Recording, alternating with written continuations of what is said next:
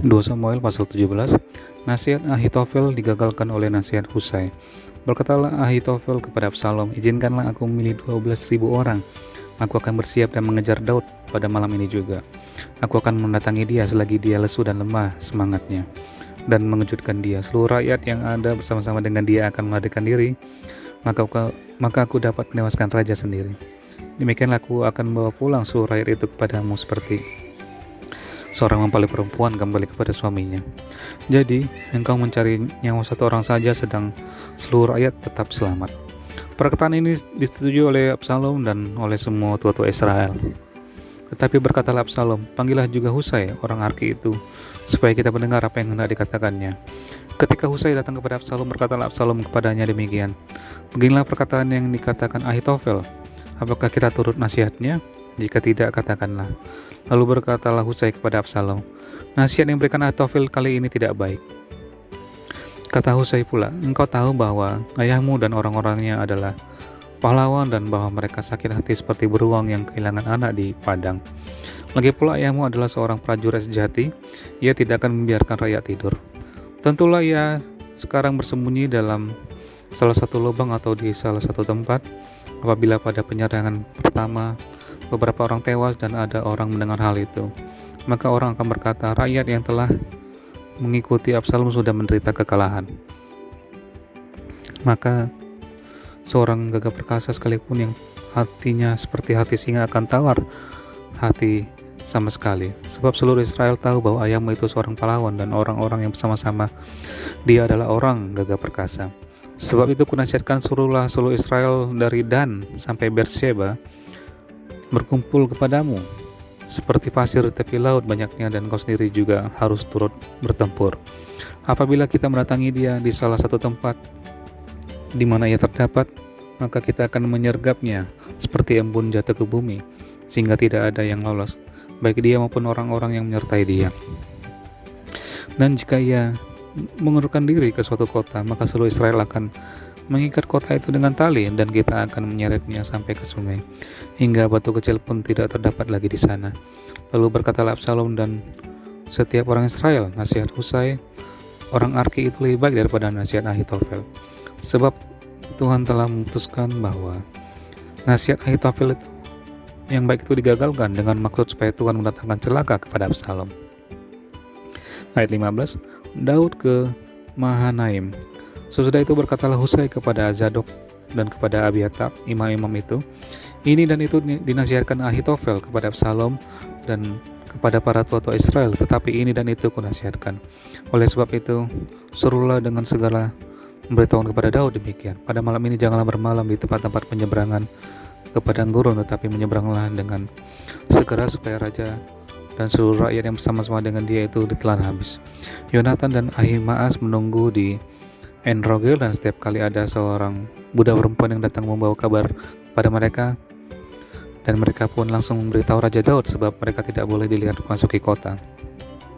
Tetapi seorang anak melihat mereka lalu memberitahu Absalom. Jadi pergilah keduanya dengan segera, dan sampailah mereka ke rumah seorang Bahurim yang mempunyai sumur di halamannya, maka turunlah mereka ke dalamnya. Kemudian perempuan itu mengambil kain tudungan, membentangkannya di atas mulut sumur itu dan menabur butir-butir gandum di atasnya sehingga tidak kelihatan apa-apa. Sampailah orang-orang Absalom kepada perempuan itu di rumahnya, lalu bertanya, di manakah Ahimaas dan Yonatan? Jawab perempuan itu kepada mereka, mereka telah menyeberangi sungai itu. Kemudian mereka mencari tetapi tidak mendapatkannya, lalu pulang mereka ke Yerusalem. Setelah orang-orang itu pergi, keluarlah keduanya dari sumur, lalu pergi memberitahu Raja Daud. Kata mereka kepada Daud, bersiaplah dan seberangilah dengan segera sungai ini, sebab ini dan itu dinasihatkan Ahitofel terhadap kamu. Lalu bersiaplah Daud dan seluruh rakyat yang bersama-sama dengan dia, dan mereka menyeberangi sungai Yordan. Pada waktu fajar tidak ada seorang pun yang ketinggalan yang tidak menyeberangi sungai Yordan. Ketika dilihat Ahitofel bahwa nasihatnya tidak dipedulikan, dipasangnyalah pelana keledainya, lalu berangkatlah ia ke rumahnya, ke kotanya. Ia mengatur urusan rumah tangganya, kemudian menggantung diri. Demikianlah ia mati, lalu ia dikuburkan dalam kuburan ayahnya. Maka sampailah Daud ke Mahanaim ketika Absalom menyeberangi sungai Yordan dan dengan seluruh orang Israel yang menyertainya. Absalom telah mengangkat Amasa menggantikan Yoab untuk mengepali tentara, Amasa adalah anak seorang yang bernama Yitra, seorang Ismail yang telah memperistri Abigail binti Nahas, saudara perempuan Zeruya ibu Yoab. Lalu orang Israel dan Absalom berkemah di tanah Gilead. Ketika Daud tiba di Mahanaim, maka Sobi bin Nahas dari Raba, kota Bani Amon, dan Makir bin Amiel dari Lodebar, dan Barzilai orang Gilead dari Rogelim membawa tempat tidur, pasu, periuk, belanga, juga gandum, jelai, tepung, berti gandum, kacang babi, kacang merah besar, kacang merah kecil, madu, dadi, kambing domba, dan keju lembu bagi Daud dan bagi rakyat yang bersama-sama dengan dia untuk dimakan, sebab kata mereka, rakyat ini tentu telah menjadi lapar, lelah, dan haus di padang gurun. 2 Samuel pasal 18. Absalom terpukul kalah dan mati. Daud memeriksa barisan tentara yang bersama-sama dengan dia, kemudian ia mengangkat kepala pasukan 1000 dan kepala pasukan 100 atas mereka. Lalu Daud menyuruh tentara itu maju berperang, sepertiga di bawah perintah Yoab, sepertiga lagi di bawah perintah Abisai anak Zeruya adik Yoab, dan sepertiga lainnya di bawah perintah Itai orang Gad itu. Lalu berkatalah raja kepada rakyat, aku juga akan maju berperang bersama-sama dengan kamu. Tapi tentara itu berkata, janganlah tuanku maju berperang, sebab apabila kami terpaksa melarikan diri, maka mereka tidak akan menghiraukan kami. Bahkan sekalipun mati separuh daripada kami, mereka tidak akan menghiraukan kami. Tapi tuanku sama harganya dengan 10.000 orang daripada kami. Sebab itu adalah lebih baik bahwa tuanku bersedia menolong kami dari kota. Kemudian berkatalah raja kepada mereka, apa yang kamu pandang baik akan kuperbuat. Lalu berdirilah raja di sisi pintu gerbang, dan seluruh tentara itu berjalan keluar beratus-ratus dan beribu-ribu. Dan raja memerintahkan kepada Yoab, Abisai, dan Itai demikian, perlakukanlah Absalom orang muda itu dengan lunak karena aku. Dan seluruh tentara mendengar ketika raja memberi perintah itu kepada semua kepala pasukan mengenai Absalom. Lalu tentara itu maju ke padang menyerang orang Israel, dan terjadilah pertempuran di hutan Efraim. Tentara Israel terpukul kalah di sana oleh orang-orang Daud, dan pada hari itu terjadilah di sana pertumpahan darah yang dahsyat, 20.000 orang tewas.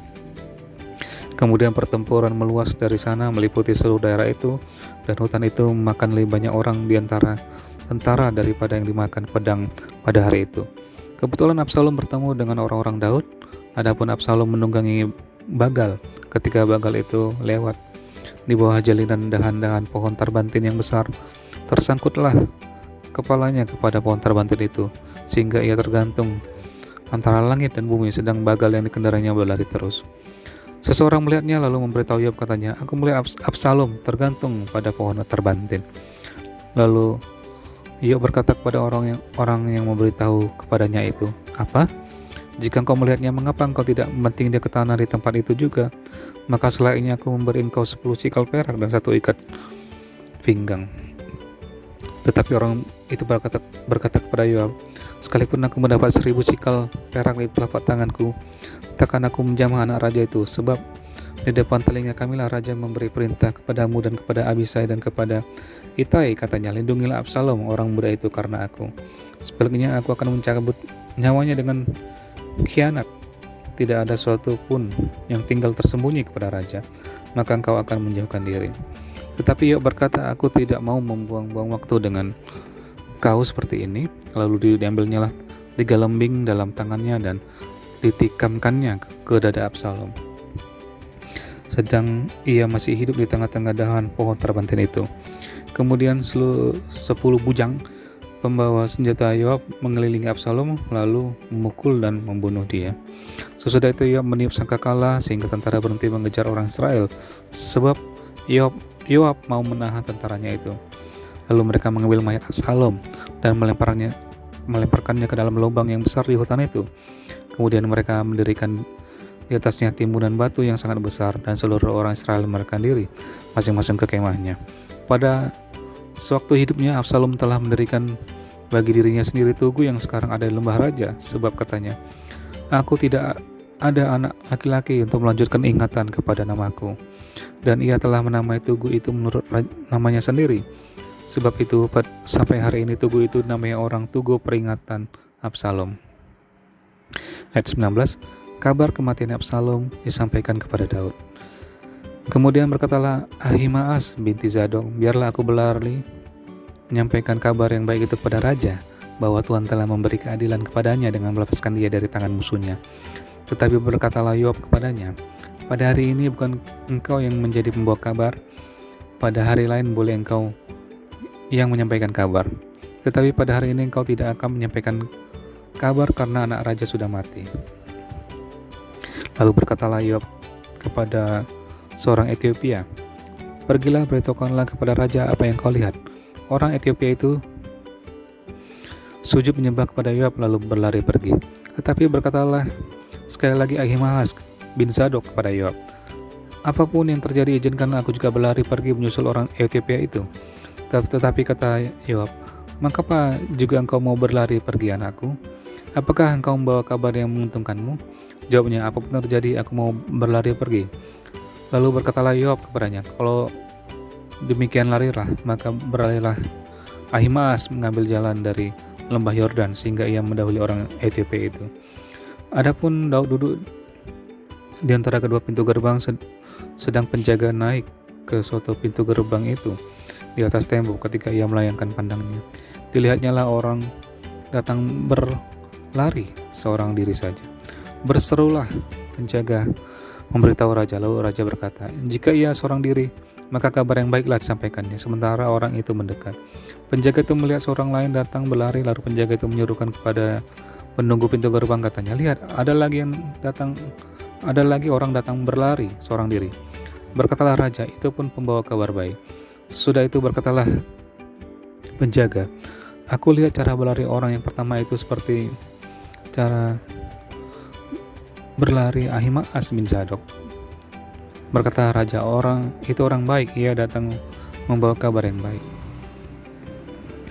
Lalu Ahimaas berseru katanya kepada raja, selamat. Kemudian sujudlah ia menyembah kepada raja dengan mukanya ke tanah serta berkata, terpujilah Tuhan Allahmu yang telah menyerahkan orang-orang yang menggerakkan tangannya melawan tuanku raja. Lalu bertanyalah raja, selamatkah Absalom orang muda itu? Jawab Ahimaas, aku melihat keributan yang besar ketika Yoab menyuruh pergi hambamu ini, tetapi aku tidak tahu apa itu. Kemudian berkatalah raja, pergilah ke samping, berdirilah di sini. Ia pergi ke samping dan tinggal berdiri.